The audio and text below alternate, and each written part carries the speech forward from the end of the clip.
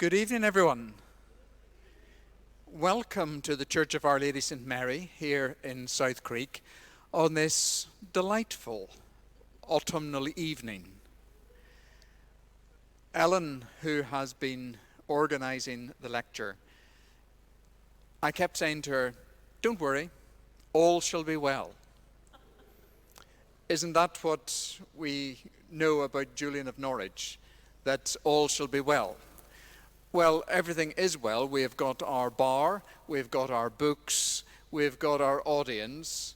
The one thing we didn't count on was the weather.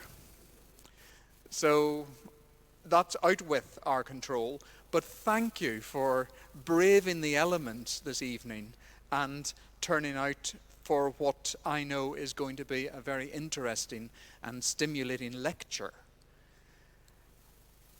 I mentioned the bar. That's at the back. And we're going to have our lecture, then a 15-minute break so that you can formulate your questions. Really what I mean is go to the back and buy yourselves a drink.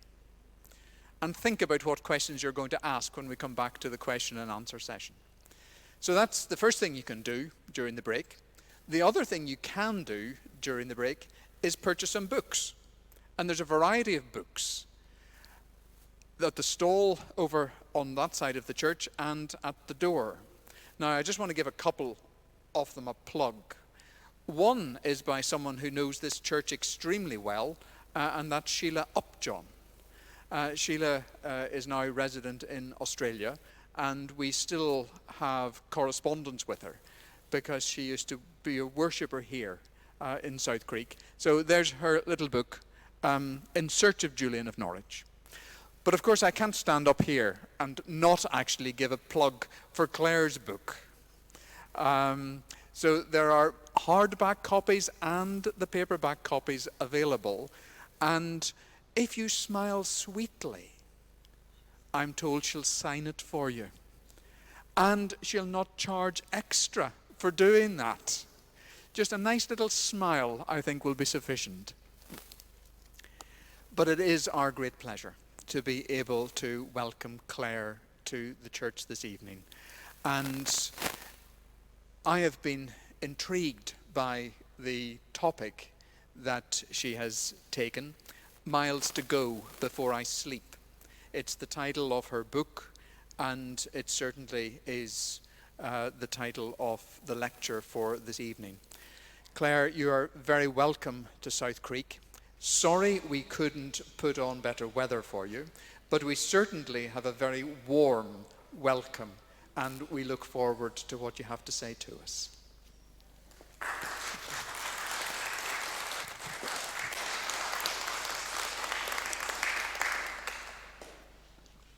Thank you, Father Clive. It's a huge privilege to be here, and I'm really honoured to have been asked. And I'm very grateful to Ellen for setting it up, and to Father Clive and to all of you for hosting me and being here tonight to listen.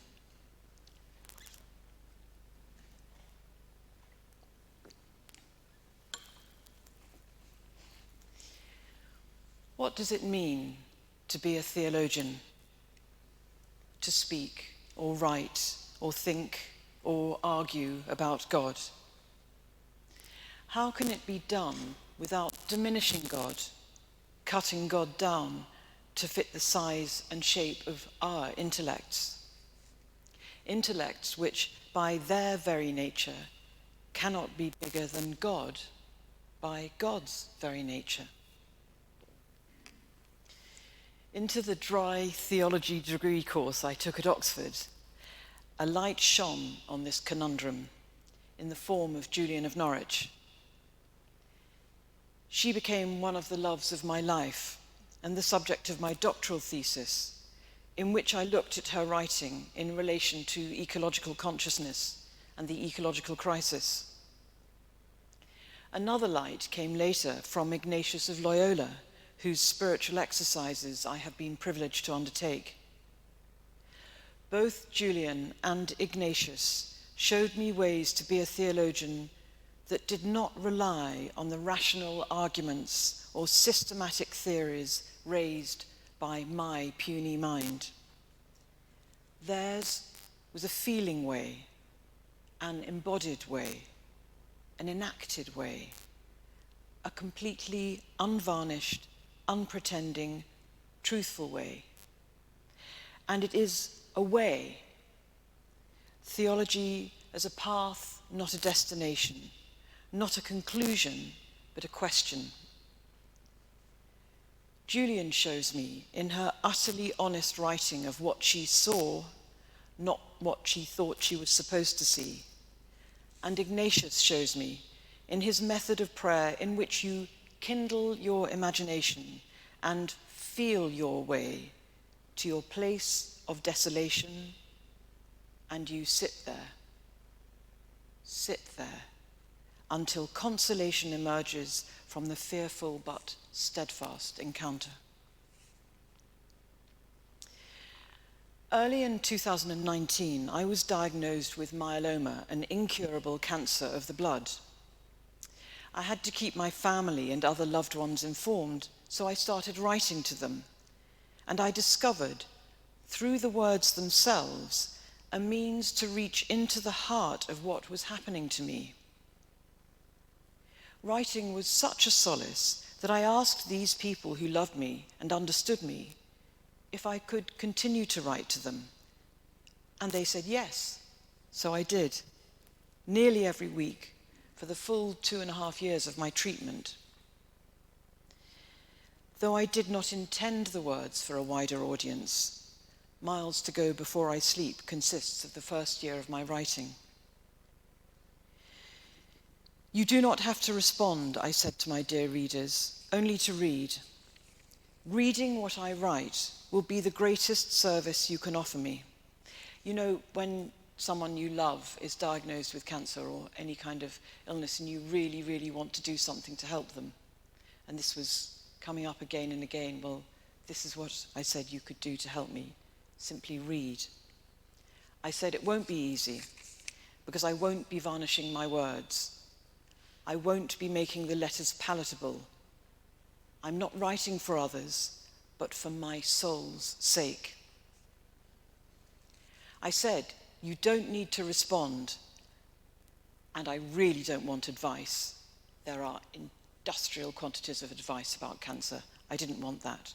But luckily, I said I didn't want that. Luckily, many of them ignored me, and I received wonderful notes of profound honesty and love, which in turn permeated my writing. And so the process became iterative, the creative outpouring of a community, its beauty and tenderness arising between us.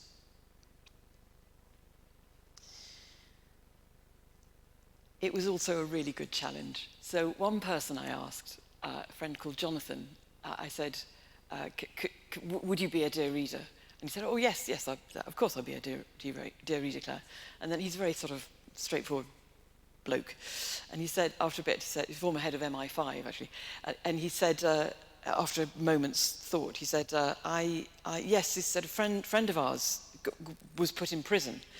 I didn't inquire more about this. He was put in prison, and he said, could I write to you? And we said, yes, you can write to us. And then Jonathan said, but after about 4 or 5 weeks, the letters got really boring. So I had this challenge not to bore Jonathan. And that was a really, really helpful challenge in the writing, to notice people, find stories, pick up jokes, see the quirks in this mad world I'd entered into of cancer treatment, not to bore Jonathan. I'm not so foolish as to compare my writing with Julian's, but what was happening in my writing resonated with what I found in her revelations, an immediacy, a reliving of her visionary encounters, and fresh encounters with them as she describes them. This is what I felt as I was writing, reliving encounters and creating new ones with my cancer, with my carers, with nature, with Julian, with my dear readers. And I found that in writing, I could make my cancer not a source of bitterness, but a source of joy. like Ignatius, I could feel, right, my way to my place of desolation and stay with it, facing it, not denying it or pushing it away, and consolation, deep, deep consolation would emerge. I wrote not, does it make sense, but how does it feel? Not what ought I to think, but what is actually going on inside me? Not what wisdom should I be sharing with the world, but can I so truthfully articulate what is happening that my words call spirit to life in myself and in my readers, fan the flames of joy in their hearts? I am a wordsmith, so can I make my words work as Julian's work? This, I thought, is embodied theology. It is risky. I am making myself entirely vulnerable in the writing. But I'm going to die, and I have loving friends to write to, so why not try? And Julian remained throughout my long time of trial as an inspiration and an example, as I'll show in the following extracts.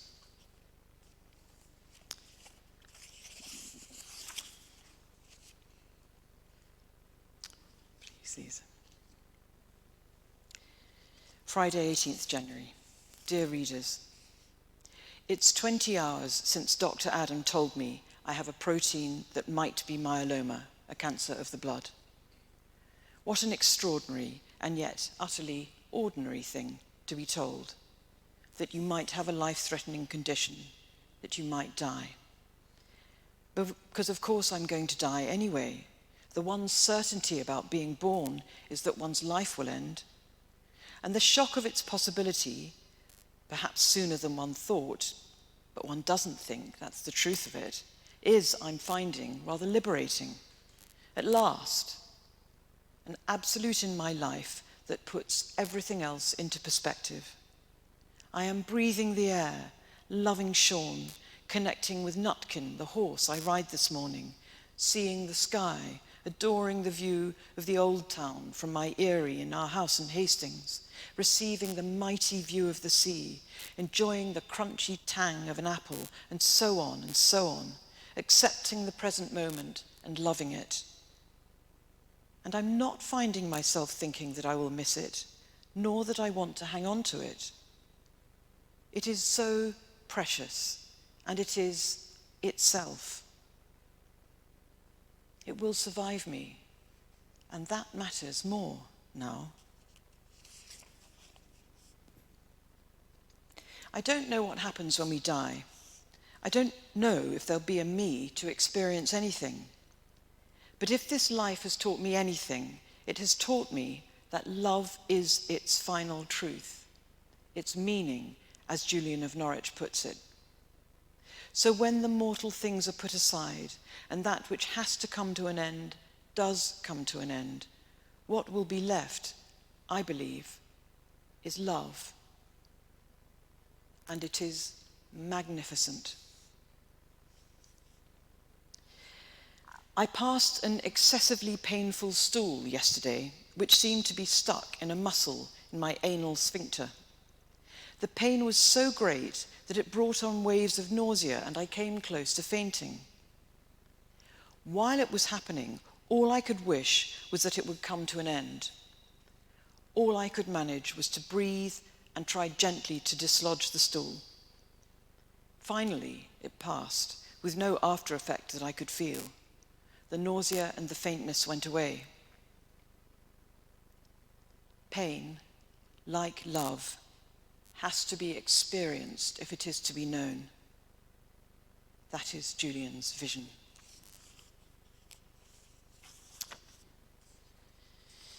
After a series of tests, the myeloma diagnosis was confirmed in March.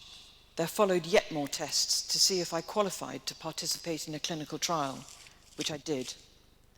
The trial treatment consisted of 4 months of chemotherapy, then random allocation to a stem cell transplant or more chemotherapy, then 18 months of even more chemotherapy. If I had a stem cell transplant, my hair would fall out. Like many diagnosed with cancer, that was one of my greatest fears, and I consented to the trial in the hope that I would be randomized to more chemotherapy, not the transplant. But I was dreading the treatment, all of it. Wednesday, 3rd April. Dear readers, I stand still in fear, but the earth keeps turning towards the day when my treatment will start. Day and night, turning, inexorable and pitiless. But I tell myself gently, the turning will continue once the treatment starts, and the days will pass and take me through and eventually away from it. The shortest, darkest day in the year presages longer, lighter ones. The turning is a curse and a blessing, but most of all, it is inevitable. So I will ride it. Julian of Norwich enters my meditation. I welcome her, allow her to be my teacher. At the beginning of her life, she asked for wounds to experience the pain of Christ's passion and to come so close to death herself that she and everyone around her would believe that she was definitely going to die in order to transform herself into a better lover of God.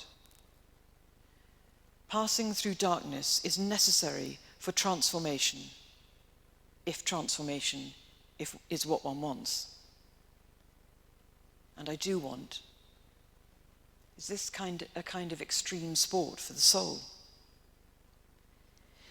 Wound and wonder are etymologically linked. Julian continually wonders at her visions, and this is what transforms her. She is utterly open to them, like an exposed and vulnerable wound. Her first vision is of the blood flowing from the crown of thorns on Christ's head and of Mary as a young girl at the time of the Annunciation. Mary accepts the commission to conceive the human body of God in her own flesh and bring it to birth. Birth is a bloody business itself, wounding the mother. And the Christ she bears becomes wounded, broken and bloody. I am wounded. Can I think of the cancer as Christ being born in me? The contrary thought pleases me.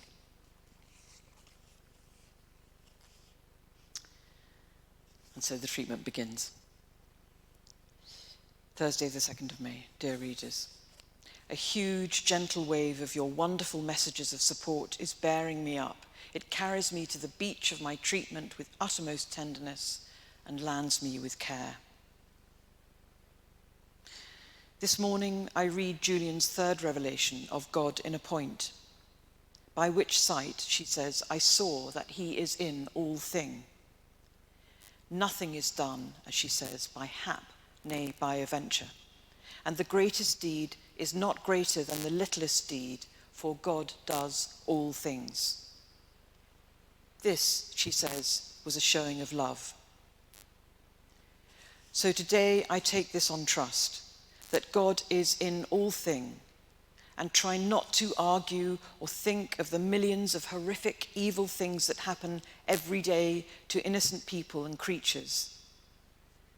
Today, I trust quite particularly that what is happening to me is well done, rightfully done, deemed by God, God in the point, the center, the heart of all that is today. As the needle goes in, as the cannula is flushed, as the healing poison floods my body, God is in all thing.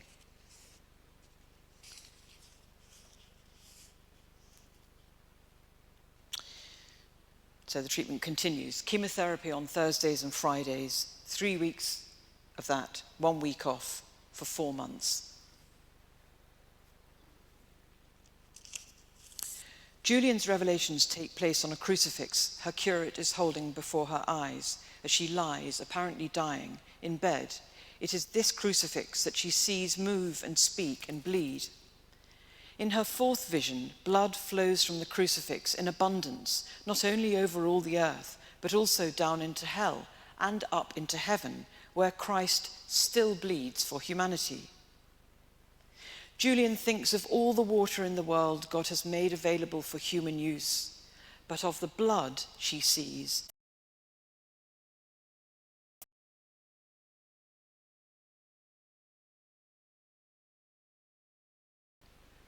Water washes us, but Christ's blood really washes us, inside and out, of our sins.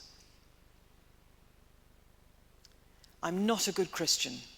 I would far rather wash in water than blood, less sticky. And sin is a hard word to hear. Today, this is how I receive and understand and accept Julian's blood flood. There is so much water and blood in my life now. 3 liters of water to be drunk throughout each day, phials of blood withdrawn every week from the crook of my elbow, bleeding into the cannula to ensure the nurse has found a vein to infuse the chemotherapy, and then infuse more water for hydration, and every day the recollection, sometimes through deliberate, gentle meditation, of the blood flowing through my body, bringing life, and also, now, producing the cells that will harm me. Blood and water mixed, like the blood of Christ, wine and water mixed in the Eucharistic chalice. They pass through my body, washing me deep inside, flowing through arteries and veins and capillaries, even into my very marrow where the cancer is active. A sacred symphony to heal my helpless self. I am made porous by humility, and I hear the symphony, and I am grateful.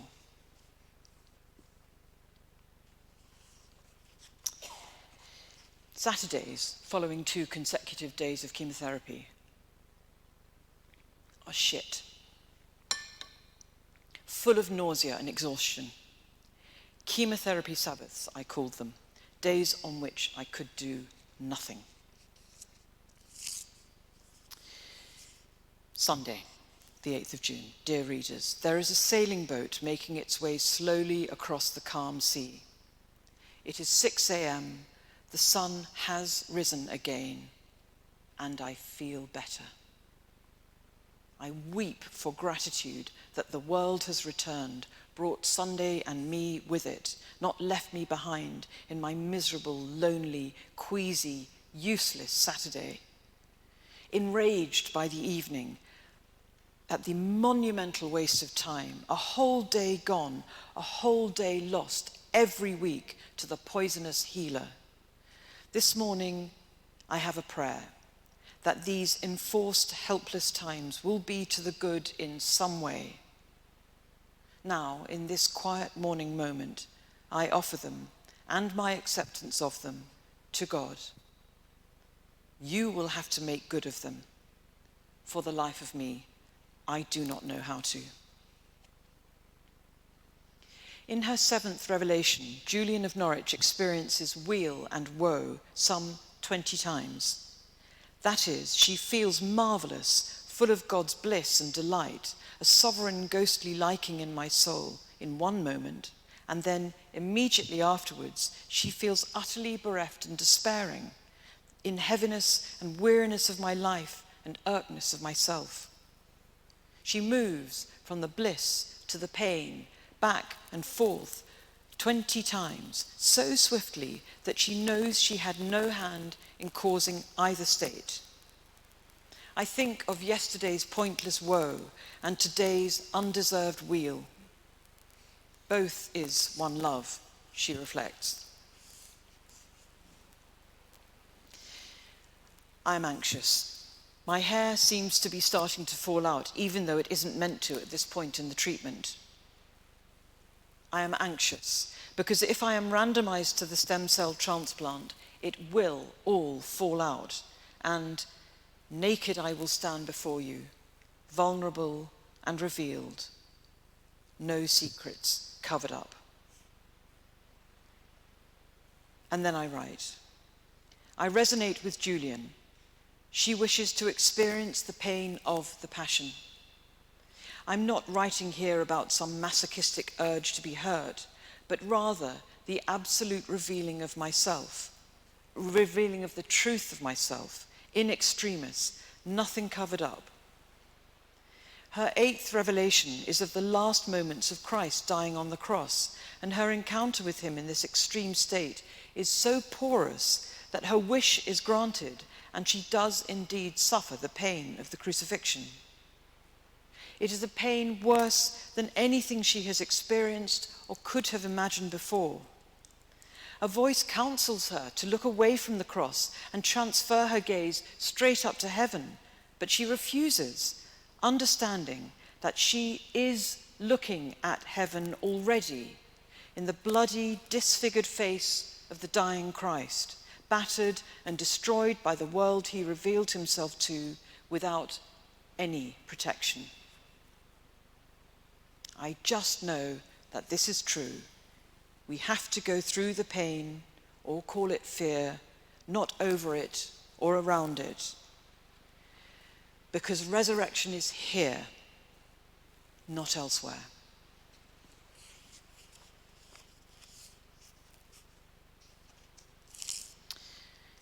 Another chemotherapy Sabbath Saturday, another horrible day, and another Sunday. Julian's 9th revelation. She has witnessed and experienced in her own body the pain of the dying Christ on the cross in the 8th revelation.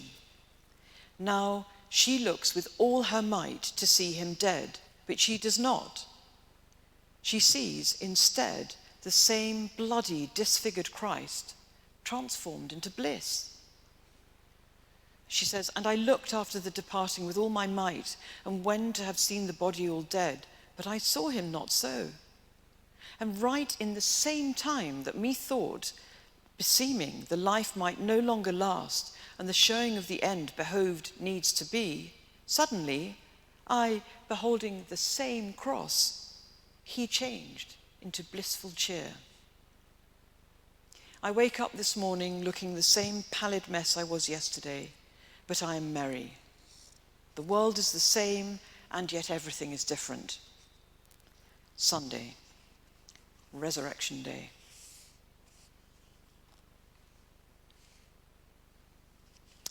It is early October. The induction chemotherapy comes to an end, and I am to be randomly allocated to further chemotherapy, which I think I can bear, or a stem cell transplant, which I do not think I can bear. I receive an email from Sarah, clinical trial practitioner, to say that she has sent my form to the place where the randomization happens. She says it usually takes 3 hours. It's 10:30 a.m. So I should know in 3 hours' time which arm of the trial I'm in. Jesus, dear Lord Jesus, grant me equilibrium. I feel sick. I can't help it. Wouldn't you, knowing your fate for the next 6 months is about to be sealed? The trauma of hair thinning has made it worse. My poor denuded scalp still resembles me, but it won't if I have the transplant. I need the loo. I'm breathing deeply. My heart is rattling in my ribcage. I have put a smile on my face. I look in the mirror, smiling with all my might. My eyes are all crinkled up, but they don't look as though they're smiling. They look scared and a little bit excited, eager even. I turn consciously towards this next step. I embrace it now, whatever it is. I am willing to feel whatever I am going to feel to the tips of my everything, body, mind, heart, and spirit. And I am comforted by writing out this passage from Julian's 11th revelation, Mary's experience kindling a deep kind of hope in me. my Lord showed me nothing in special but Our Lady St. Mary, and her he showed 3 times. The first was as she conceived, the second was in her sorrows under the cross, and the third was as she is now, in liking, worship, and joy. Wilt thou see in her how thou art loved? Sarah's email arrives with a decision. I am to have the transplant. How do you make a line shorter without doing anything to the line? You draw a longer line next to it. Now, I'm not at all troubled by my hair falling out. There's no need to hang on to it. It falls like autumn leaves from a tree preparing for winter. It will all go, and in the spring it will return. It is not precious to me anymore, not this failing thatch. I reread the beginning of Julian. She conceived a wish when she was young that when she was 30, she should have an illness that would bring her so close to death that she would suffer all the pains associated with dying, and that she and all about her would believe that she was going to die. She would receive the last rites. She wished this in order to be purged by the mercy of God, and after live more to the worship of God because of that sickness. The sickness did indeed come upon her when she was 30 and a half.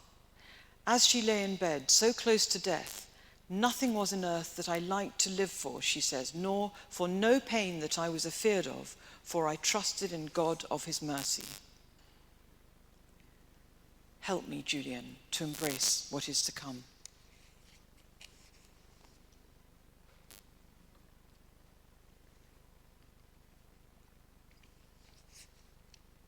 Monday, 14th October. Dear readers, we speak, N being one of the dear readers, we speak, N, of the way in which being vulnerable evokes compassion in others and gives others permission to be vulnerable themselves. But I don't want to be the vulnerable one. I don't want to be the one evoking pity. Or if I am, then only in certain safe environments, on my own terms, and with a plan to make my way out of my weakness. I don't want to be weak. But I'm not weak, not at the moment anyway. I am thinking about how I will face the transplant. I am interpreting it as my own Julian experience. I am not just going to get through it as best I can, flinching from pain and misery. I shall enter it deeply, as Julian willingly faced her death and had her visions. I don't expect I'll have visions, but the meaning of what I experience will be, for me, spiritual. Even if the only thing I can do when it is all at its worst is name the pain God, I shall do that. God not separate or different from whatever happens in this time. God in and through it. Nothing was in earth, Julian says, that I liked to live for, nor for no pain that I was afraid of, for I trusted in God of his mercy. Call me mad, but I am energized by these thoughts. Now I am walking towards the experience with firm, not shrinking steps. I am entering my own anchor hold, as Julian entered hers. I am going to die to the world. When you are falling, dive.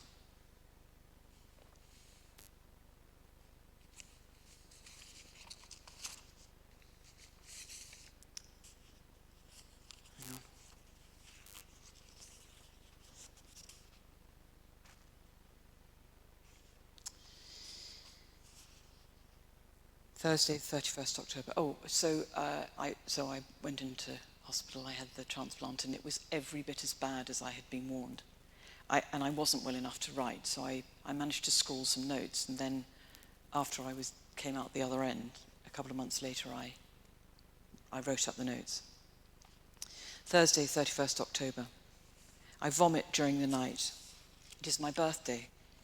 A huge card lit by fairy lights from Sean in the worst possible taste makes me laugh. He gives me a horseshoe for my birthday present. I am very low. The thought of going to the cancer centre and being among the drips and the chemotherapy and the needles and the calm, accepting patients fills me with dread and nausea. I don't ask for prayers to change the course of history, but oh dear Lord, I pray that this cup is taken from me soon and that I go into such a deep remission that I never have to cross the threshold of any cancer centre ever again. I feel sick, tired, dopey, sad, useless, bloated, hot, and the melphalan side effects, apart from nausea, haven't even begun yet. I will forget how bad this is once it is over, a mercy perhaps, but I never want to have to go through it again. Oh, Julian, you fixed your mind on God and you were not troubled by earthly things. Help me to be the same. Help me.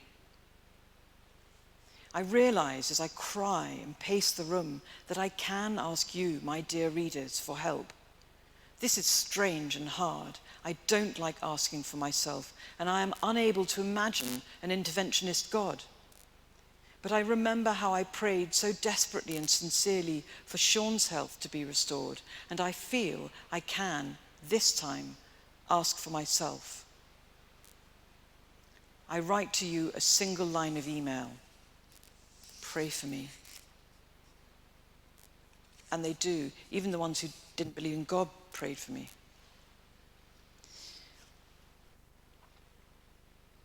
Friday the 8th of November. The horror. The horror. How can anyone feel like this and keep on being alive and human? Next door, a man is shouting, and I cannot imagine where he finds the energy. The cruelty of melphalan, destroying my alimentary canal when I need it so badly to get well again. Nausea and diarrhea, nausea and diarrhea. I cannot clean my teeth. I sweat. My bathroom is cold, and the shower, which I force myself to use every day, is a mean dribble, leaving me in tears and nauseated because I'm so cold. But I must moisturize my shivering, scaly, skinny body before I put my nightshirt back on. I am in hell, being tortured. But hell is a bright, clean room, and my torturers, the nurses, healthcare assistants, cleaning staff, the beautiful man who takes my reluctant food orders, are all full of kindness.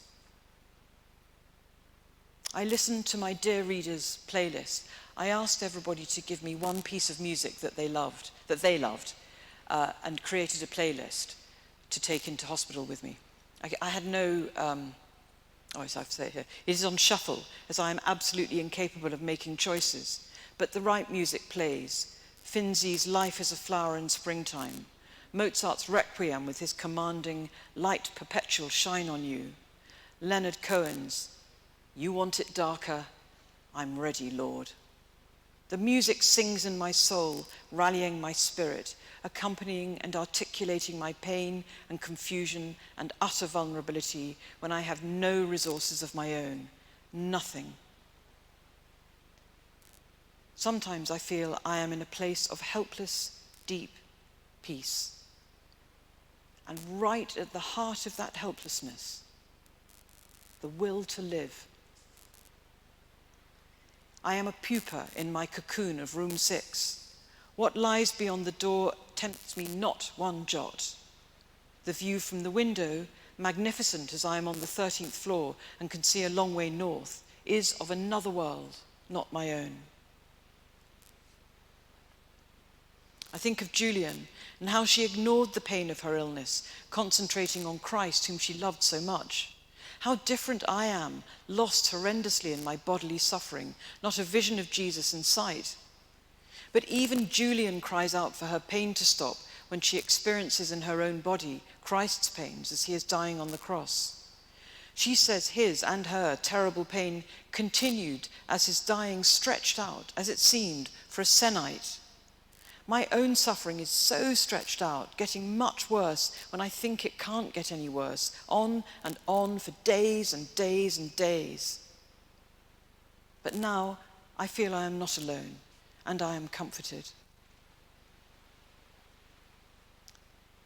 Beloved S, you bring me the chicken soup, which I asked for, and I am able to drink some. I am convinced it helps. I keep it down. And then my temperature spikes to 38 degrees in the night.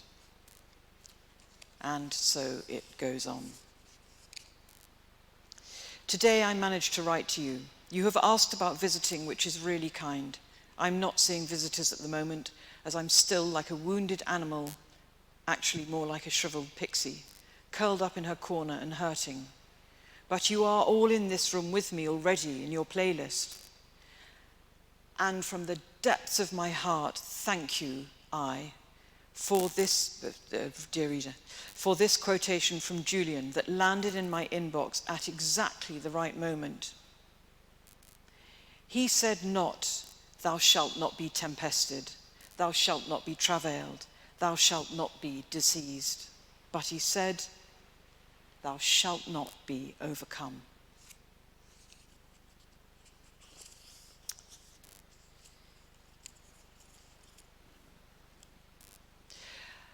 After 3 months recovery time from the transplant, the 18-month maintenance regime commenced, just as COVID-19 hit and we all went into lockdown.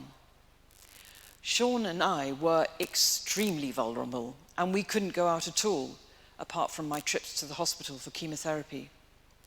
But truly, it felt that my endurance was no longer just my own. Everyone was going through a version of what I was going through.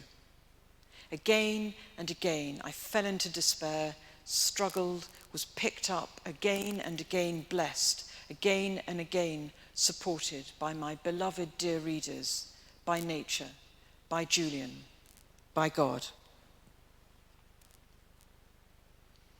Meditating in church, I consciously invite porosity to pierce holes into the granite of my being that is still trying to hold up the world like Atlas, softening and receiving and responding, not doing and fighting.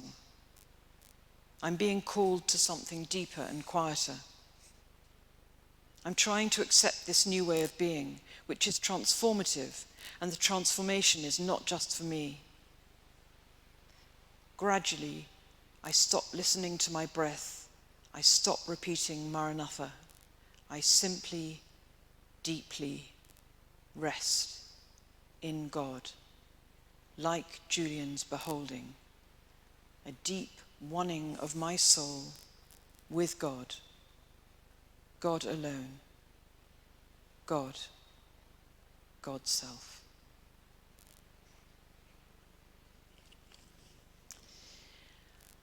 And the letters went from me and were published, though I had not written them with publication in mind. I had written them with my loving friends in mind. And strangely, broadcasting the intimate detail of what was happening to my body did not trouble me. After all, everyone has a body. What was far more risky, what made me feel utterly vulnerable and exposed, was publishing the spiritual passages. My inconclusive, often tortured questioning, my embodied experience expressed through all of me, body, mind, heart, spirit, made me so undefended, so porous to the general reader, the unknown to me reader, because it had been so porous to my original dear readers. The book asks the general reader to become a dear reader and to become porous in response. That is the effect that Julian's text has, I believe. The restoration of the porosity that she effects is the key to our response to the ecological crisis. And I think that if this is theology, it does not try to cut God down to the size of my puny intellect. I can't claim this work as wise, but I do know it is as truthful as it can be. And my confidence in it comes from being taught by Julian, shown the way by Julian. She did it, and it was much, much more risky for her, as my forthcoming imagined autobiography of her will show.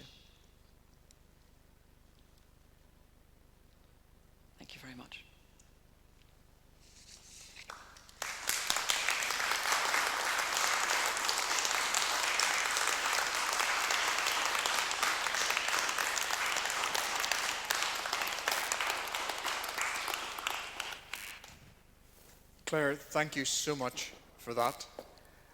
I was sitting at the back and I was looking at the ornaments and statuary of the church. The crucifix that hangs above the pulpit, the crucifix that's above the chancel arch, and the crucifix that was behind you. They're all very sterile, clinical, sanitized. That wasn't what we got in your talk. We got your honesty. We got the vulnerability, the openness, the not pulling of the punches. And that is such a contrast to what we sometimes do with the crucifixion of our Lord. So thank you so much for what you've said to us this evening. We're going to have a break. Feel free to go and purchase some books, purchase some wine, but do think of some questions, because Claire is willing to take those after about 10-15 minutes. Thank you, everybody. Thank you.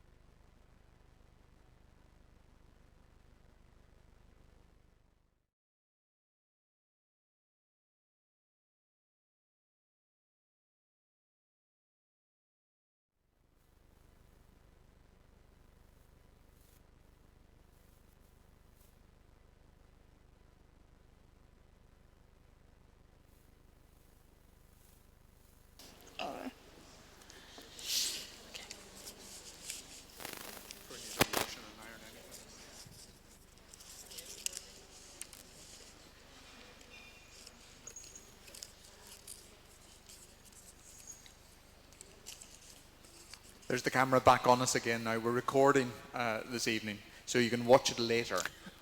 We're not going out live, because we thought if we went out live, nobody would turn up in this bad weather. But we'll tell you now, it is being recorded. Okay, I hope you've all enjoyed the interval. Anybody wanted to kick off with the first question? Thank you.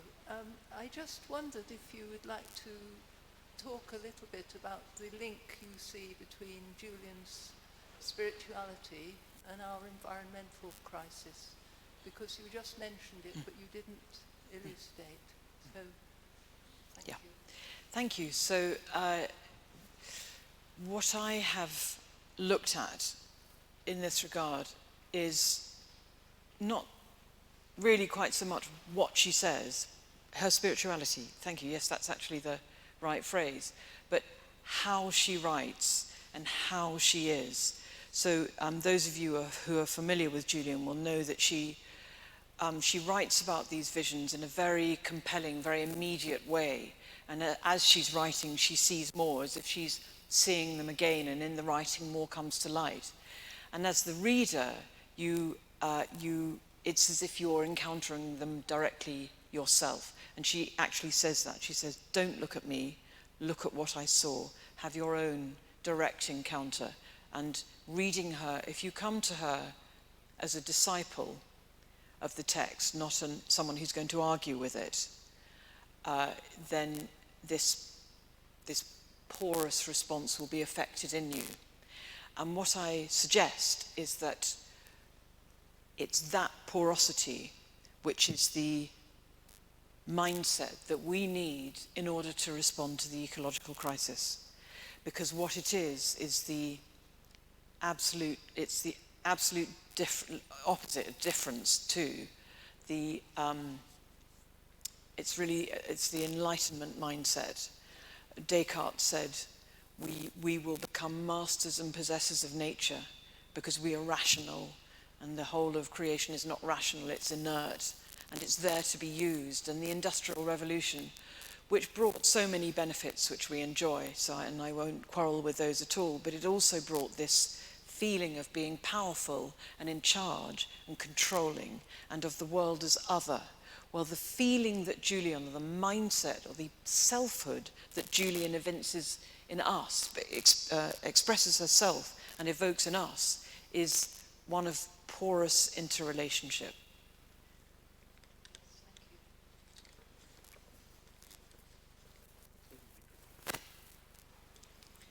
Thank you so much, Claire, for your willingness to bring us so close to what you experienced, and I've found it very affecting, actually. I would just like to ask you, would you have such a treatment again?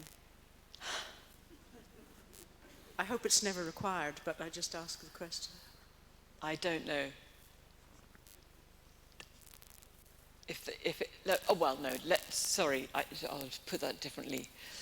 Because this is incurable, and so every 3 months my bloods are looked at, and every 3 months I face this possibility that it's returned, and it usually does return at some point. So far, so good. The treatment stopped last July, and treatments for myeloma are improving all the time. I was given 10 years to live when I was diagnosed 3 years ago, whenever it was. And that's probably not the case anymore. It's probably longer. What I'm being told is if it comes back, there are things we can do. And if it doesn't come back for 5 years, it's easier to treat. But this is doctors saying to you. You see, for me, I never felt any illness from the cancer. It was all the treatment that was so horrible, particularly the stem cell transplant. People who've gone through that experience twice, one person who's gone through that experience twice told me the second time isn't quite as bad. But I don't know. I think I'd feel an obligation to have the treatment if the hope was that it really would extend my life for considerably. But if I was, I don't know, I wouldn't try and stay alive just for the sake of it, and certainly not facing something like that.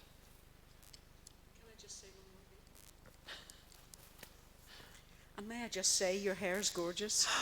I know! I love it! And I would never have done this if it hadn't fallen out. There's a passage in here, you've got to read this, about having it shaved off. I had it shaved off by an angel called Al in a little barber's shop in Newcomen Street near Guy's Hospital. Oh my, that was one of the best experiences of my life. And I sat there as and it was in a mucky old top knot, so I thought, right, I'm going to just get rid of this. And he shaved it, and he did it so beautifully, shaved it. And he's Kurdish, and he told me, this was just when the Americans had withdrawn from northern Syria, leaving the Kurds abandoned. So there was this terrible thing happening to his people, and I was weeping because of my hair. And he shaved it and like this, and it sort of fell off. And it fell off, and there I was. And I looked at myself in the mirror, and I was all right. And I don't mean my appearance. I mean I was exposed, perhaps seeing myself as God sees me, and I was all right. It's as if your hair is a kind of, it's not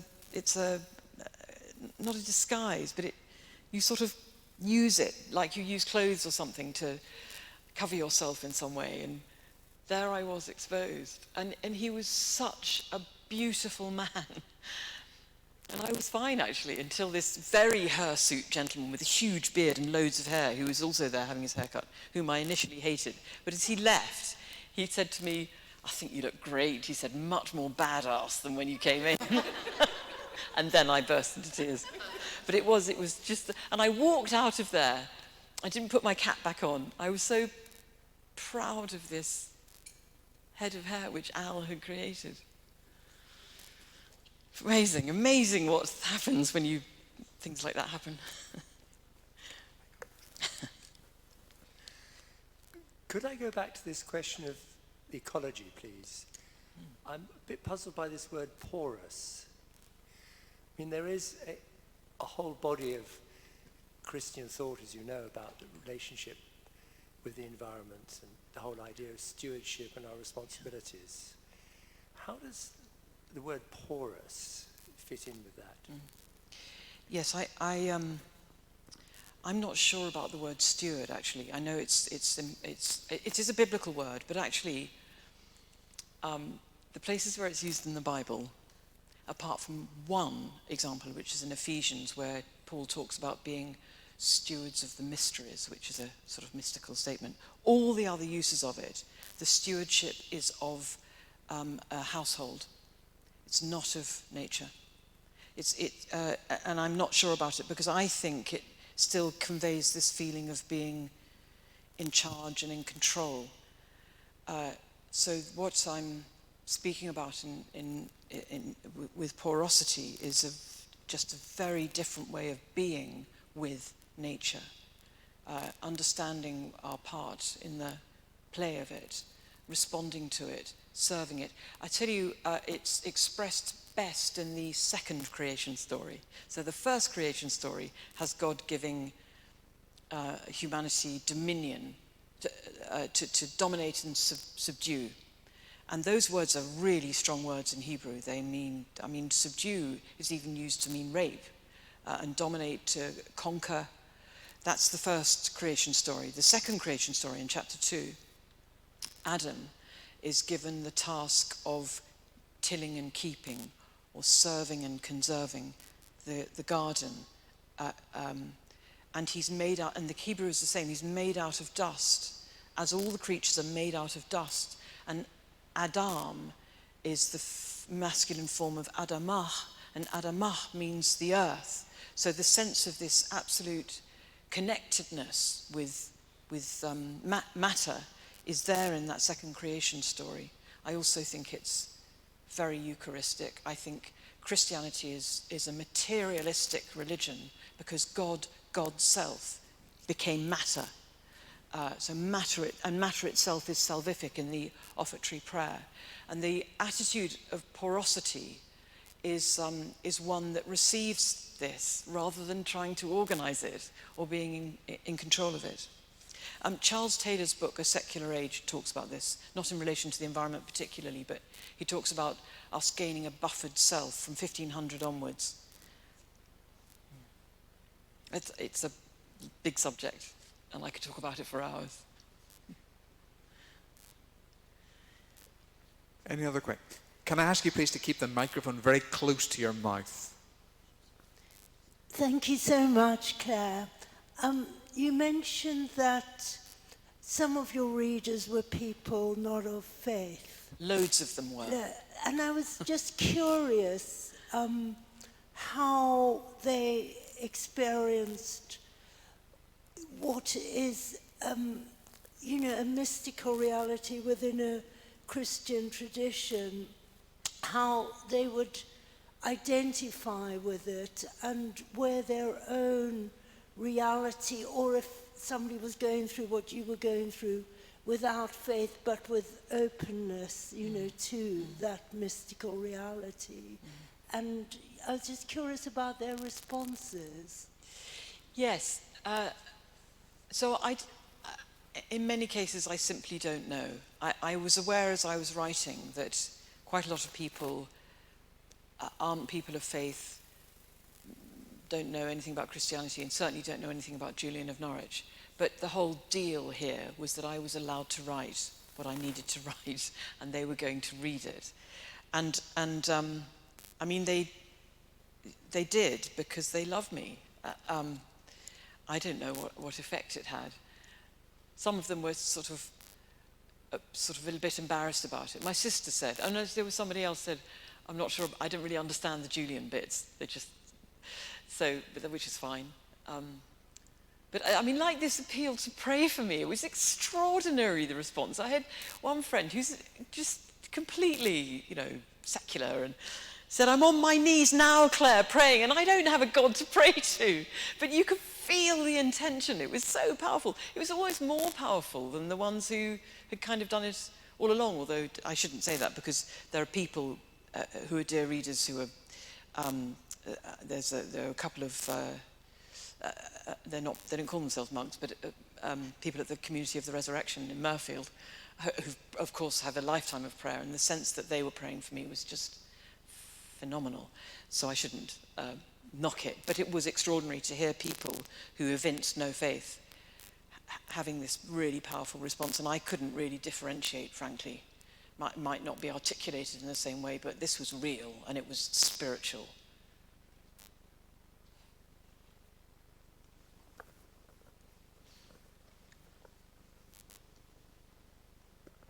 I just wanted to ask, have you always been a Christian?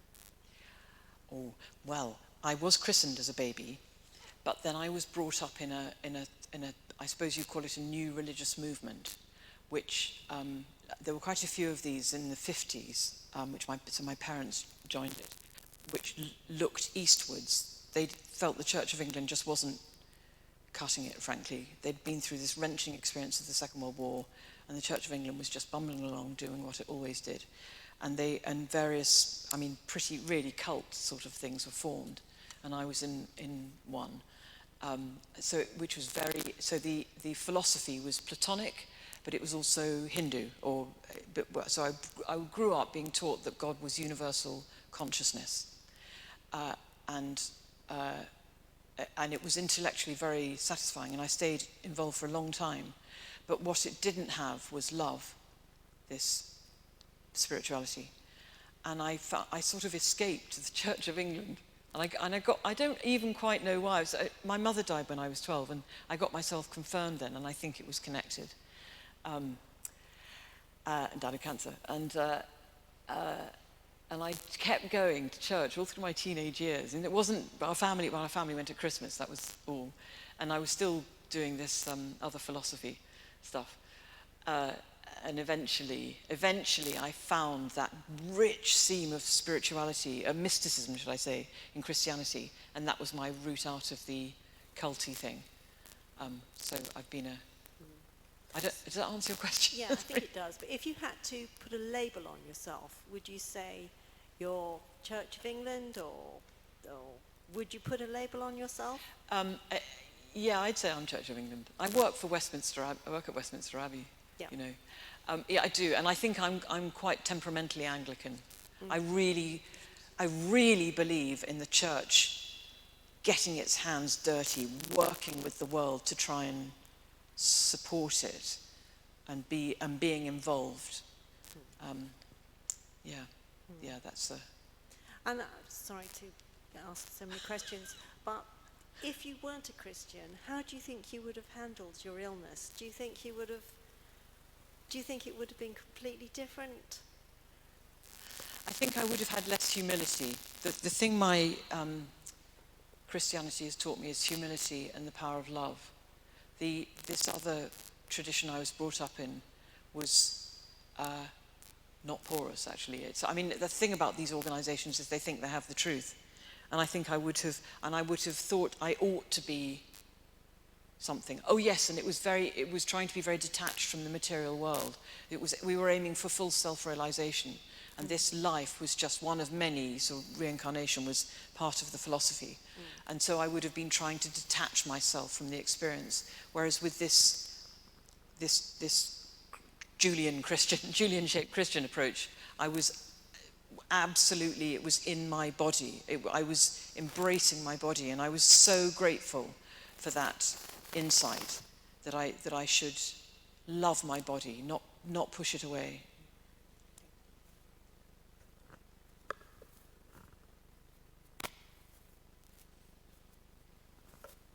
Other questions?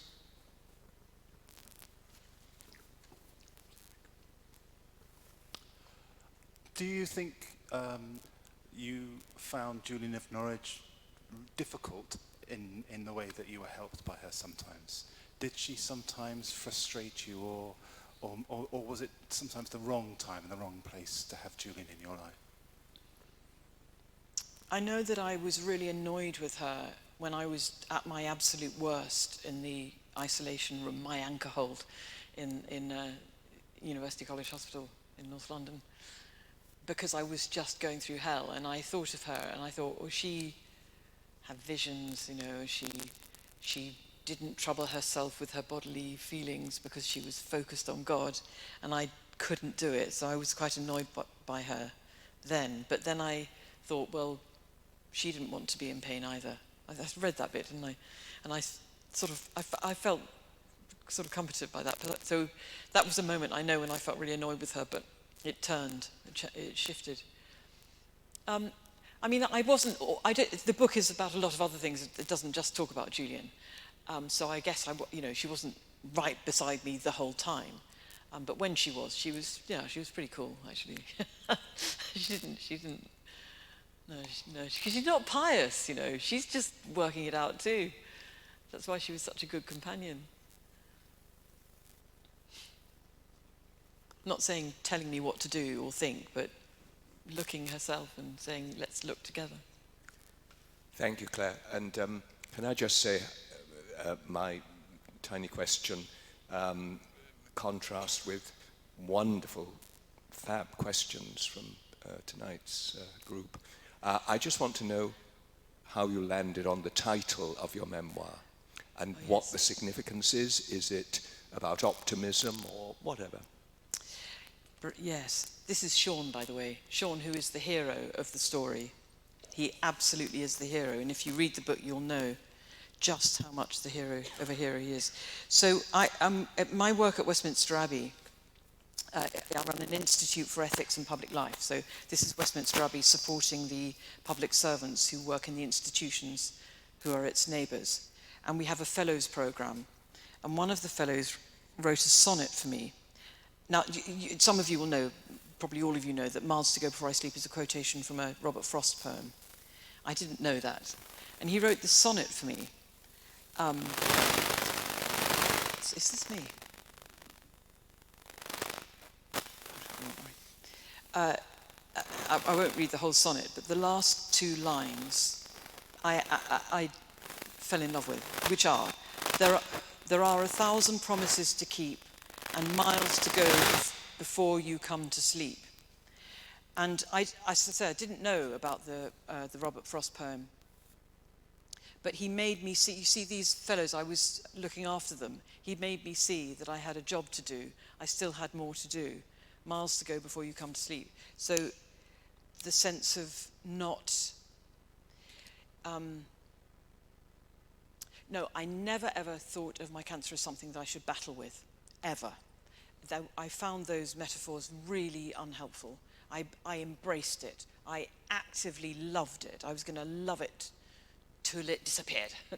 I love it a bit, or love my blood anyway.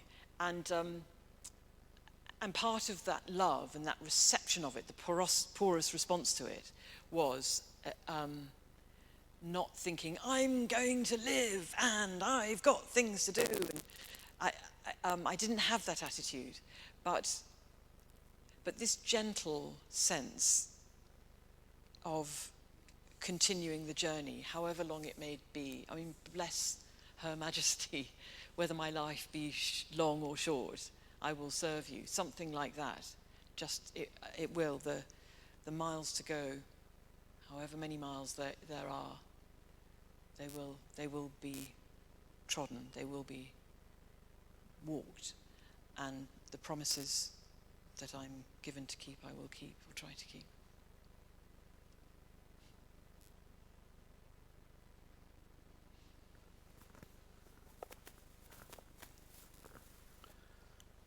Thank you for that. You've redefined all shall be well, and I understand it in a new way. Thank you.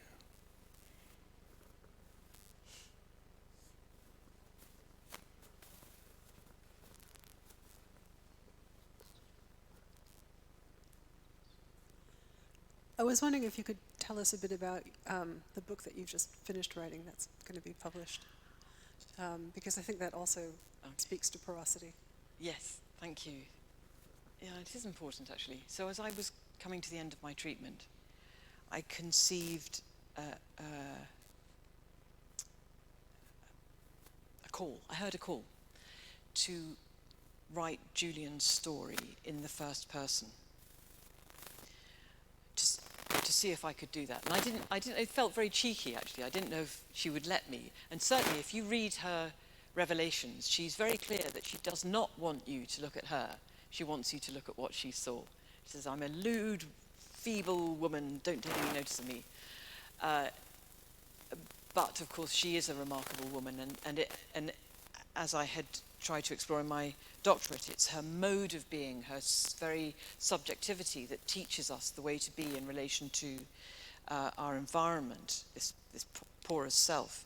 So I thought, well, I'll try and do this. Because I'd found this honest voice, and it seemed to me that Julian had been so much a part of that. It should be possible to continue to speak with this honest voice, but her story. And I don't know if you meant to do this, Ellen, because you printed it, but I did bring the prologue to the imagined autobiography that I wrote. And for those of you who know about Julian, she had one of the reasons we know there was a Julian in the 14th century, even though we can't be absolutely sure that the author of the text is she, because the manuscripts are all much later. But there was a Julian of Norwich who was an anchoress in the 14th century, because we have bequests. And one of the bequests was from someone called Thomas Emond, who was a chantry priest in Aylsham. And in this story, I have him as the religious person Julian describes coming to see her after she's had all her revelations, who takes her seriously. And she says, if he hadn't taken me seriously, I would have just regarded all my revelations as nothing, as just raving. So I have Thomas as this person. And this is the prologue. What would my life have been if you had laughed with the others when I said I raved, Thomas? I would not be here in this anchor hold, and I would not have written a word.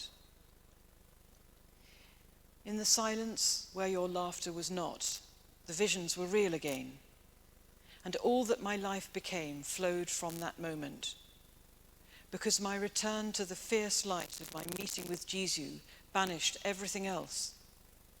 There would be no second husband, no household to manage, no busy works of charity. I could not do those things again and attend to the visions, and if the visions were true, I had to choose them. And then I had to receive all that they showed me, more and more seeing, till the words to understand what I was seeing filled my heart and overflowed, and I had to start writing them down. And I understood that these words I was writing were not for me, but so that others could see for themselves what I had seen. It was not safe to write, not in English, not these dangerous words, and especially not as a woman. I had to trust that if I wrote the words, and they could be kept in secret, they would be read one day. Some think that to enter an anchor hold is to choose death. They are right, it is a kind of death, and one I welcomed. I knew death. I had walked towards its pain and loss, and I had tasted the joy that is the other side of the pain. So it was not a hard choice for me. Here was safety. Here I could take time, years and more years, to reflect on what I had seen and let it grow in me and write it down privily. I was alone and undisturbed. I did not need to guard my words, my dangerous truth, my woman's truth. And now I have finished the writing, and the words have been taken away from this place by hands that I trust to wait until they can be read. The danger is passed from me. What is left, Thomas? An old woman on tired knees. Aside from prayer, my work is done. But here you are at my window asking for more words. Not of the visions, but of my life, mine. You say that when this long account of my visions finally comes to be read, perhaps many years from now, people will want to know who I am, and they will want to know about my life, because they will see me as their teacher. You whisper that I am a great teacher already. You are wrong. I am not a teacher, and I do not want those who read my words to see me. But, oh, Thomas, I owe you my life, this rich, anchored life. And I do have more words in me, and yes, they are of myself. They come in answer to a question that has never been far from me, a question that stays strong even as my body grows weaker, as it draws close to death once again, and this time with neither hope nor wish to return. Why? Why did these showings come to me, wretch that I am? Why? You believed me when I did not believe myself, Thomas, and I will tell you my life, and you perhaps will hear the answer to my question if I cannot. I will speak truly, but I will speak privately, for I will not have you make my life more important than the words I have written which have gone from here. I do not want my story broadcast, Thomas.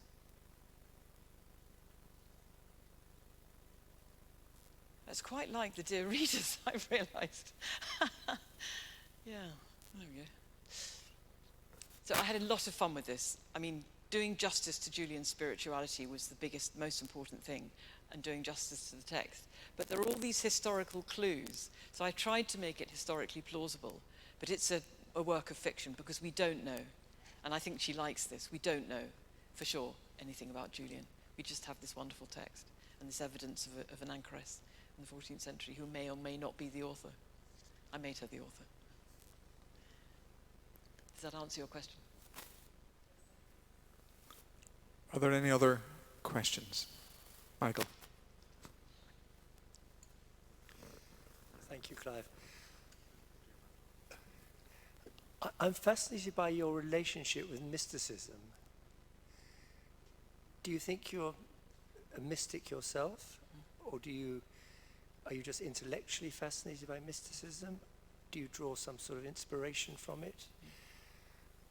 I find mysticism a very, very tricky idea.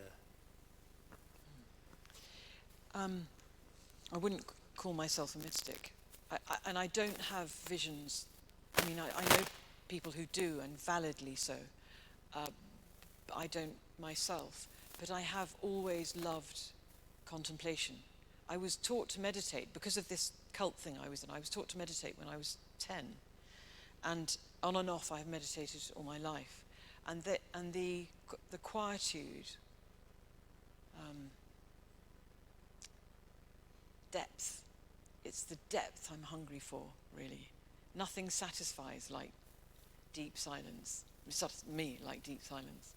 And I do see it as a if we could only find this in ourselves. It's not other weird. It's just our own quiet. Then we would stop consuming.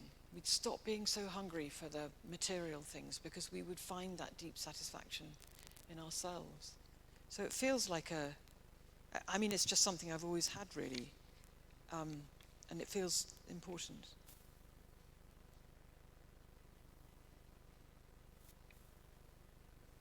I'm not particularly, it's not really an intellectual thing. Partly because I think trying to analyse intellectually is a bit like this non-porous self trying to control the world, trying to understand the world. Science trying to understand the world by putting it out there and looking at it instead of feeling the connectedness with it. I suppose that's what I was trying to say about embodied theology or enacted theology rather than intellectual theology.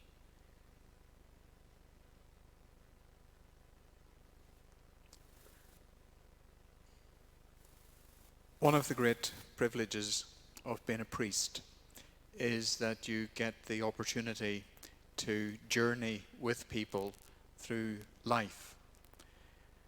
Claire, it has been our privilege this evening to share some of your journey and particularly to hear part of your story, Miles to Go Before I Sleep. Thank you for taking the time to be with us. Thank you for taking the time to answer our questions and to share our experiences and our joys. Thank you.